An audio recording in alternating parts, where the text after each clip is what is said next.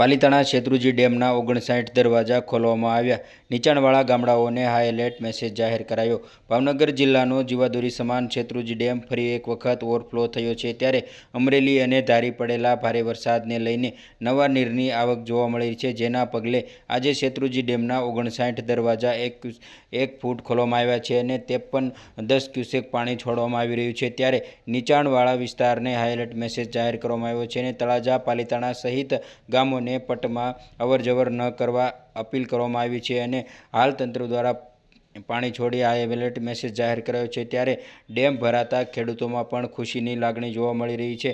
શેત્રુંજી ડેમના તમામ દરવાજા ખોલવામાં આવ્યા છે અને પાણી છોડાઈ રહ્યું છે। શાશ્વત ગુજરાત ન્યૂઝ, પાલિતાણા।